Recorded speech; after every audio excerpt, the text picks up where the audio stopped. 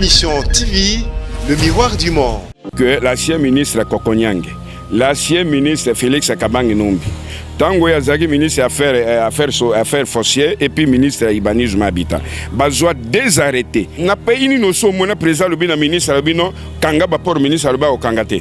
Tango ba compte on a très ali saisi, et ali ko déshonorer même image ya mboka. Pana mama na mabunda. Yem tazala ministre à portefeuille. On a très alaka na zéro arriéré de salaire. Banda kunyose zalaka ya onatra. Oyebi que tangu mama wana mabunda zaka. Vous avez un problème mama mabunda? Ti, nazo peso exemple. Je suis syndicaliste. Après réforme, ba dinosaure oyo bato ba gérer régime il y a 18 ans. Oyo ba régime oyo ti kolongwa. Ba botola biso plus de 85 villages. Et du nouveau à Kinshasa. Le complexe hôtelier Tremplin Royal sous Kanamasolo. Vous qui désirez passer des nuits inoubliables, l'hôtel Tremplin Royal vous offre un service de haute qualité, de chambres modernes répondant aux standards internationaux, salons et salles de bain bien équipées. Votre sécurité est assurée, les portes électroniques et même un coffre-fort dans la chambre. Tremplin Royal dispose d'un restaurant VIP, des plats de différents goûts à un prix hors conquérant, de boissons de toutes marques accompagnées d'une musique douce. Ce n'est pas tout. Pour vos déplacements, Tremplin Royal met à votre disposition une voiture pour tous vos déplacements et un groupe électrogène industriel pour faire face à la coupure d'électricité. Pour vos cérémonies de mariage, de collations, spectacles et autres événements, Tremplin Royal met à votre disposition une salle de fête de 300 places avec un décor de couleurs selon votre choix. Nous sommes situés au numéro 23 de l'avenue Aérodrome dans la commune de Barumbu, référence stade municipal de Barumbu. Pour tout contact, appelez-nous au 081 570 78 00 09 98 55 22 96 et Salimana Nouté, le complexe hôtelier Tremplin Royal, le confort et les nôtres sous Kanamasolo chez Tremplin Royal Kanokakae. Mbote nabino bande kobozui libaku ya kolanda émission nabino, émission en population, émission to kondoleza la émission wapi tokenda kesika baimboka bazali poto beta masolo ya Congo bozali ko constater tozali na plateau habituel te tozali awa na lopango ya Onatra to lobaki ete sengeli toyeba eloko nezali ko lekana ex Onatra o bengami lelo SCPT na mikolo leka ki bolanda ki bino moko na yambaki oyo azali président intersyndical ya SCPT ex Onatra pona ko beta sete na o Italie misolo o esengelaki efutama bolandaki bino moko ete banque monsieur saisissaki ba compte na bango et puis balelaki bolandaki bino moko mokanda ya oyo azali conseil spécial ya mokozamboka oyo akomelaki ba imboka po ete mbongo wana ba dekese yango kasi na sima bobino moko ete bandeko na biso ba fetaki bonne année sans que mbongo wana ebimato bakete esengelaki tozonga na mikolo koleka po ete toyeba soki évolution ezali te bolandaka bino moko spoliation ya bandako ya Onatra bolandaka ba dossier ebele na otali Onatra to koyoka susu ete nungu nenge tozali koloba grève linge sale mali susu bakete esengeli to kita na terrain bozali ko constater to na kati ya lopango Onatra tozali toujours na Gombe wapi to kokuta na mwana mboka Arma Osase elongo na ye to kotuna ye aibisa biso otokoyoka pour la kakete soki makambo tambolite grève ko salema bino moko bebi ete SCPT ezali na 17 provinces soki na bosanité soki lelo balancer mot d'ordre en tout cas et indi tozali lelo yo bande ko balandi bino moko te union sacrée za na nzela to ebiti ba mandataire pas union sacrée baza na nzela et ko leka ndenge nini po bande ko so babi ete ezaka lokola FCC cash mais et comme lelo union sacrée échanger na ngote donc voilà mon mboka Arma ça c'est mbote ndeko Flavia to kutuna musala awa tozali na bande ko bazali ko constater na kata lopango na bino ata kotoko mona ba bâtiment na bino c'est vieillir depuis ba belge on dirait ba bâtiment on déconfission ko songa biso on dirait époque coloniale mais ba DG so baleka on a très batala te que na sengeli ko réhabiliter quand même pour on attrape ils ont souffle de vie comme si on continue na kata on a très hôtel ba lopango on a très au comment on na kata mouroir. Non, mais le problème est que on a traité, c'est presque pays mobimba, capitale, yomoko zomo ndengezole. Oui, on a très ali société à l'État. L'État est ali actionneur unique. Le directeur général, pour bazo misolo bacha pour réhabiliter bandak, il faut autorisation préalable à l'État. Et la priorité pour l'ONATER c'est d'abord de récupérer bandak au nyonso babotoli. Dans le régime à lobby. Deuxième phase, les alliés récupérer baport au batonga et total asikoyo oyo l'État sengeli kopé sa biso pona kozongi sa onatra parce que société soko komi bo ezali l'État d'abord. Les alliés gestion parce que interférence politique eza makasi. Donc voilà. Voilà, tous les gens on a traîné dans la bande de biso to kutuwa. Alors moi namboka lelo to ngito d'abord question à liboso. O le cas qui o dénonce qui. O talisa ki mbongo qui saisi. To mola ki mikande ko mama ki. To yoka ki pe ndenge na lobaki te yoka ki bete DG na bino on a tra kota na kata cop. Na mbongo sengela ki e futa ma Ticom. Ticom dans les sociétés ya batu mususu mais on a tra ko futa ba nyongo DG na kati. Na baki te na koluka DG na mikolo ya mais to kuta na ona no syndicaliste. Est-ce que lelo basi ba libérer mbongo on a tra? Est-ce que ndenge to yoka ki était DG na bino à côté na kati ya masolo pour être Ticom à futama mais ça là on a travaillé futama te to lingi to bana évolution sur que zali na 2 minutes. Non, il y a les bossés zali pour na kotali ça ko éclairer na makambo etali gestion ya onatra.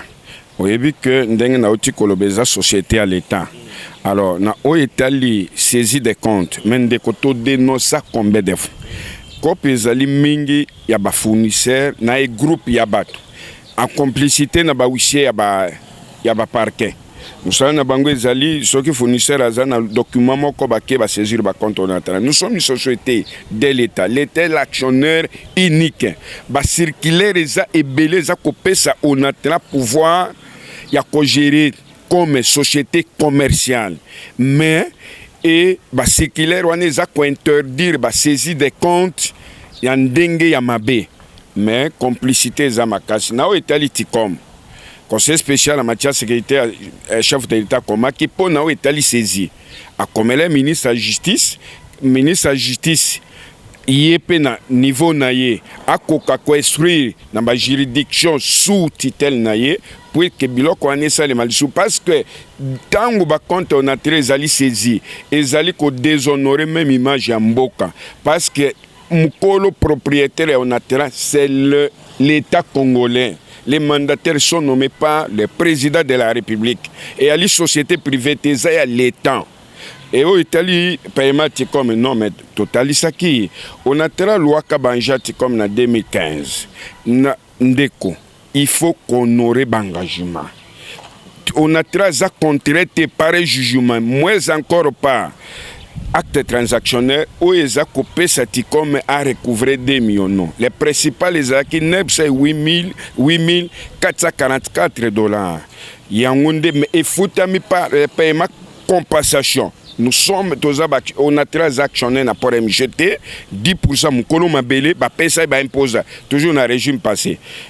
MGT na dividende où il y a pas on a travaillé Ticom est récupéré qu'on a donc le principal a été payé ma compensatoire ça dit par compensation mais où est allé un terrain moratoire et intérêt par dommage intérêt pour batumso va comprendre bien nous sommes pas contre par jugement non moins encore na un acte transactionnel où imposé bisoto futanyonga 2 millions non. Et le dossier qui n'est pas ministre titulaire, c'est-à-dire le ministre du portefeuille, le professeur Clément Kouet, c'est lui le représentant de l'actionnaire unique. Et pour notre débourser des millions, il faut avis préalable à l'État, actionnaire unique. Donc, toujours l'orientation, et le ministre, que le ministre va aller à la contre et à l'intérêt de l'entreprise. C'est grâce à d'ailleurs, les sociétés ont recouvré le droit et voilà le Ticom. Alors, maintenant, ce que tu as dit, Bandako, on a constaté Bandako, ils ont déjà Bandako Kala depuis l'époque coloniale, alors, Bandako, on a travaillé au Lobakao, Baspolia, Bandako, on a travaillé. Bandako Kala, il y a un autre qui réclamé. Il y a un autre qui Bandako, on est comme dans la privé, Babungisi, on a appelé son valet. Tout comme dans centre-ville.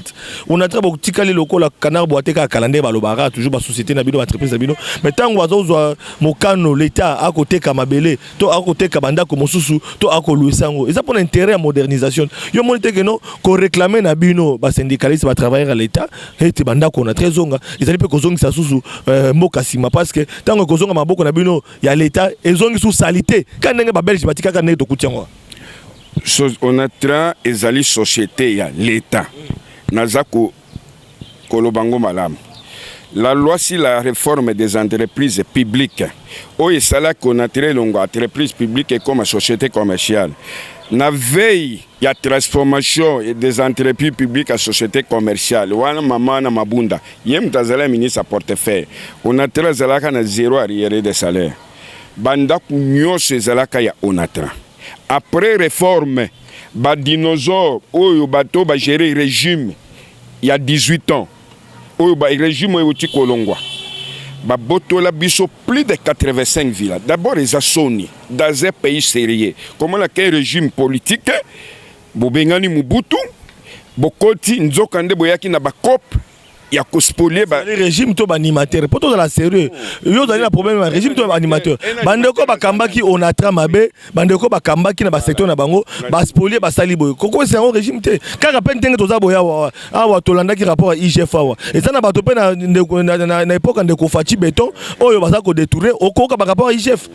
Ministre Moussou azoki mbongo toki azongi sisu mbongo parce que ba dénonçaki kana régime a Félix Tshisekedi toki oui toki parce que lobi ba ofinga Félix Tshisekedi régime na ye ba animateur o bazali Félix Tshisekedi atie to be ba animateur Kabila tiaki basaki musala malamu te misupe basaki musala malamu non na ko besoin d'accent ba DGP musu basaki mabe oui et belé mais ba entreprise quoi toujours na bato à régime passé na ko besoin d'accent est-ce que yo yebi que l'ancien ministre Kokonyange l'ancien ministre Félix Kabange Numbi tango ya zaki ministre affaires foncières et puis ministre urbanisme habitant bazwa désarrêté baspolia complexe ferroviaire na biso oya limité bazalaki bato api c'est le régime passé oyebi que lelo oyo tozana difficulté Onatra parce que lelo société linge kende liboson baspolia plus de autant de parcelles. Na kopesson d'accent moko soko talis les grands spoliateurs ya banda kuna biso bato bazaki na régime passé régime ezanini ça dit bato bazako animé mais tango bato wana bazako constituer obstacle pona ko boma entreprise à l'état par exemple mamo yazaki na parlement o yazaki mambunda o yazaki président à parlement yemutayaka une initiative ya biloko ba réforme les lois après réforme toutes les entreprises faillites. Aucune société les lois en marge. Ça prouve que Vigeux Zaki Moukoussé. Deuxième obstacle. Est-ce que yo yebi que les lois ordonnance et PSI gestion à rapport non atra il y a 71 parce que jusqu'aujourd'hui biso dans un monopole. Loi si la gestion des ports non nous ba libéraliser. Mais basala biso ko depuis 2016.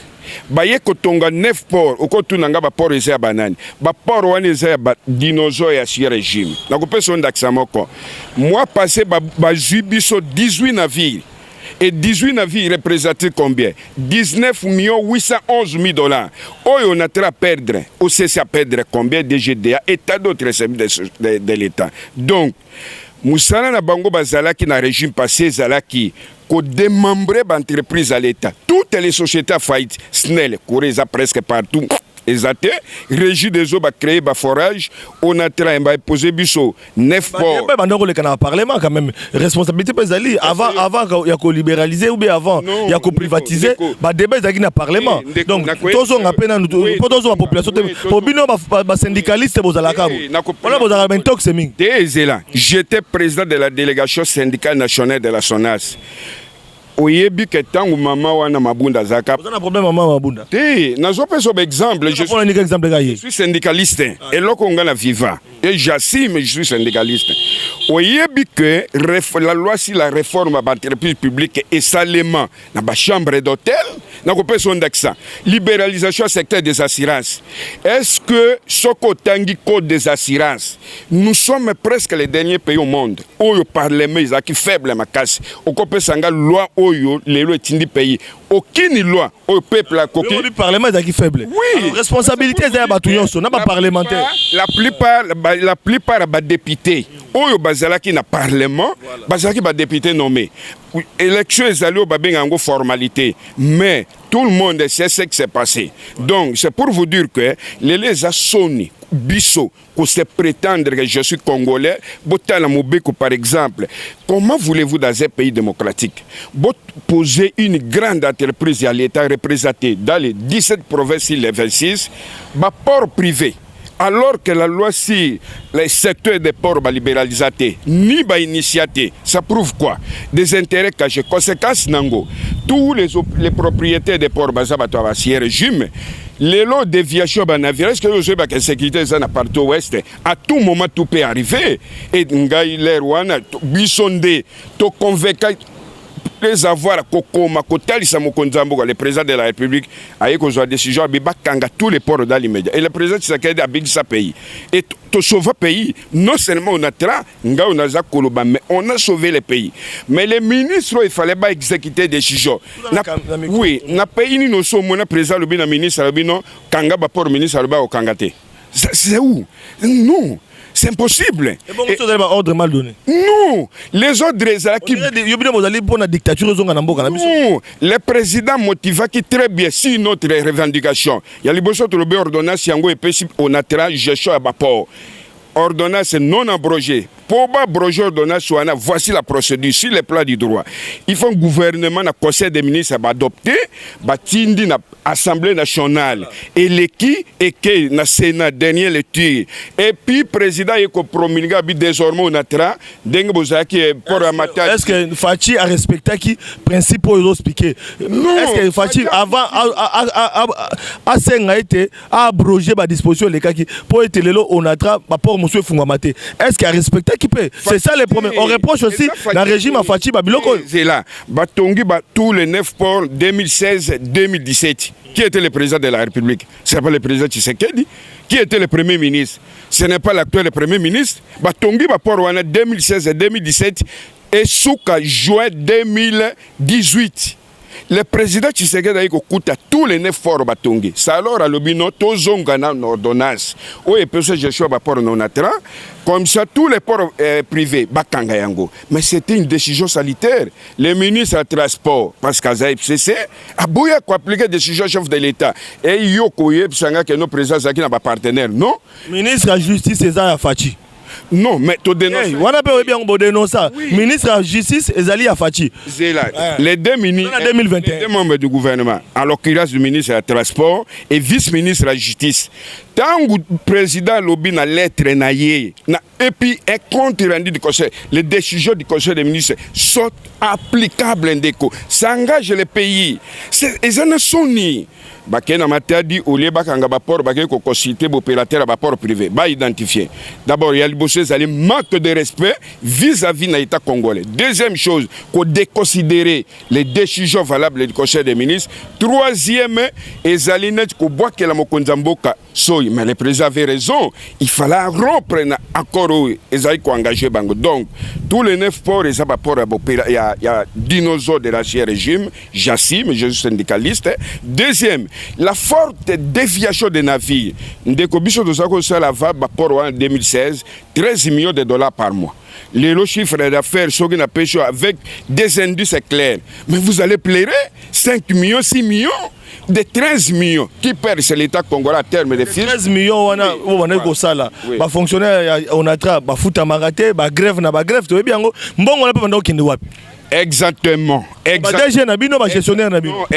Ce que on a 13 millions, barrières zalaki comme il y a les lotés. Et zalaki, mais nombre à commater. Pourquoi? Parce que les Sénégal toujours veillent. Baye ko contourner biso batongi ba porsko batie à partir à Cameroun dans les pays frontaliers. Bachesko tant ou importateur bazoya ba navire ezoken. On a travaillé les lots, c'est le département zo supporter charge à Bajan. C'est le département maritime. Alors maintenant il y a réduction, il y a charge à navire, ça dit que si les plans sociaux, travailleurs vont certifier par l'État congolais parce que c'est l'actionnaire unique. Yoko tout n'angambonge zago kende wapi. Mais tant que le président Kabila, le président honoraire, alors il y a 15 personnes étaient à cause quitter, alors qui vérité. Et c'est vrai parce que ce que tel contour l'Union Swazaki, bateau bayaki ko profiter. Conséquence nango babomi ba entreprise. Nous sommes les derniers pays. Jassim. Kende na ba Cameroun, kende même na ba Côte d'Ivoire, même na Rwanda awa, jamais privé cause en apport privé, jamais, c'est impossible. même l'ère Mobutu. Oyebi pourquoi? Parce que ils ont la sécurité à niveau frontière. Tous les navires faisaient la contrôler, surtout les roues. Mais si vous avez une décision, tu as pratiquement dans la émission, il y a un rapport, mais après cette décision, tu as le ministre de la Justice. Le ministre de la Justice, il y a cash. Pour nous, cash, il y a une union sacrée. Bon, entre parenthèses, parce que ce basement juridique, il y a une union sacrée dans les sommités. Tu as une union sacrée. Bon, ministre de la Justice, l'actuel, Aza Oyauti na IDPS.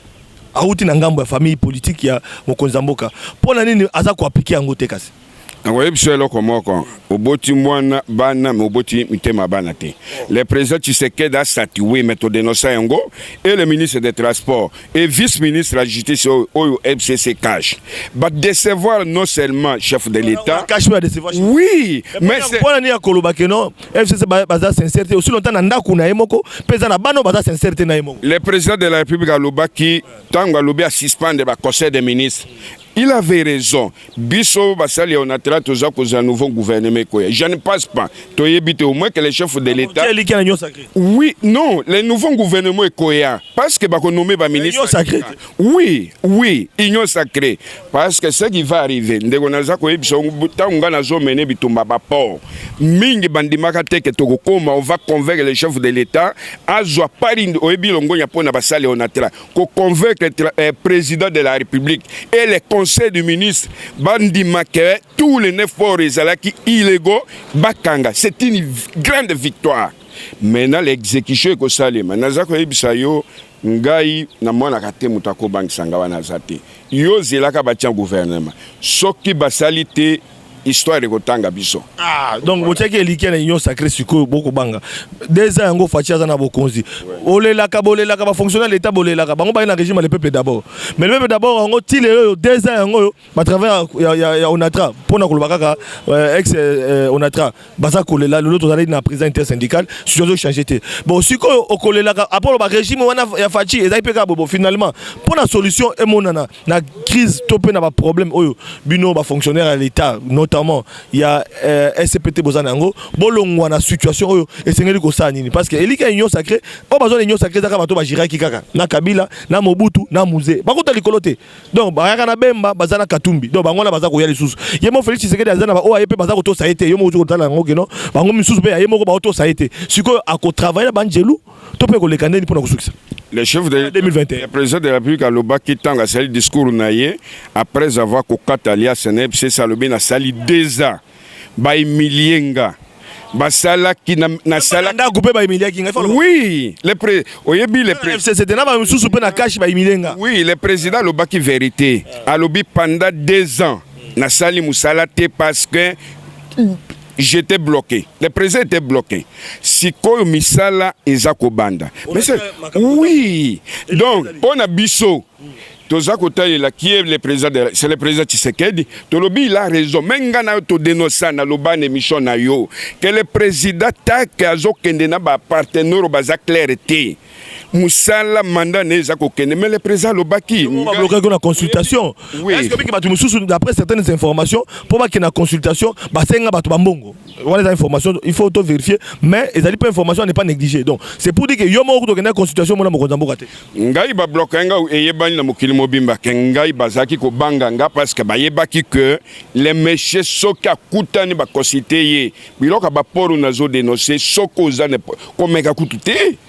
Opérateur ba porwa et puis bitumbanga naza komené c'est connu donc nga babangenga et pona ngeza fierté pourquoi parce que oui et le chef de l'état le baki misala ezakoband nous entendons c'est le chef de l'état ndegonga naza na confiance na président Tshisekedi je vois pas que le président ko reculer azongi sa décision lisusu azwaki ya baport et on a traité que to récupérer baport de situation ko changer de donc combat na biso ezala na baport des négociations na Italie banyongo na biso na l'état ils a kokende bien mais au Italie ba porte ça causer la gouvernement ya sika et nous avons l'espoir que le président de la Oyebi Jacques Chirac a loba que c'est le courage libère la lutte libère biso na on a tiré ça courage et to kobanga mutu moko te to bangi FCC tende to ya ko bango bazokota ba osala combien d'années non cache po bangi parce que nga mutu moko ko bangi sanga wana moi j'ai la masse et j'ai le courage de dire au bangi sanga comment Au banque sanga comment c'est impossible.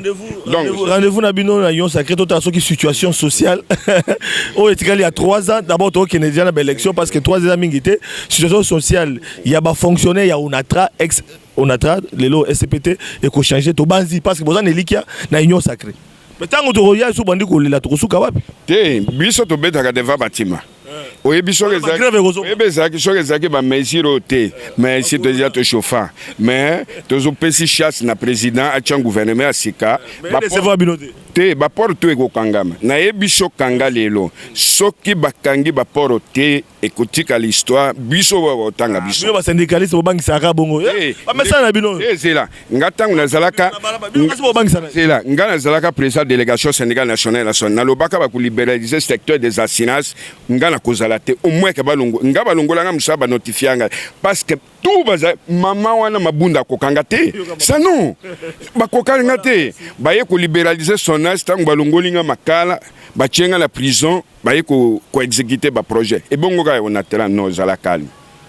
Voilà bandeko balandi tokomi na suka ezaki sengo pona biso ko yamba mona mboka Armand osa c'est oyo azali mokambi ya syndicat ya SCPT ex Onatra bolandi bino moko tozana kati ya lopango Onatra bo mona bâtiment Onatra c'est pour dire que non tozana kati ya lopango Onatra boko mona ba ve bâtiment ndenge na lobaki pona koloba ete Onatra bien ka ko réclamer ba patrimoine naye mais azali kana ba patrimoine ya kala depuis époque coloniale vous allez ko constater donc de bandeko wa sunga biso to banzi ete na 2021 o bango bazana eliki nango ke bango ko changer makambo belo ke liboso to komona ngo espoir na bango ba be tia na Union Sacrée mais ceux qui peut ba comme la Union Sacrée ba moni que nos situation sociale na bango et changer te ba ko na balabala donc chance asuka ba pesi na fachi chance asuka ba pesi ngwana ba bi mikolo ba se calmer bazo zela no batala mais ceux qui batali 2021 na Union Sacrée gouvernement ya sika ceux qui ba améliorer conditions ba travailler te ba fonctionnaire de l'état te ah ba grève bandi susu ba bima na balabala pour être ba ko inisa voilà bandeko balandi to suki awa to kuta lobby na invité mosusu pour na beta masola Congo pour ko lema na botana bino matondo mingi.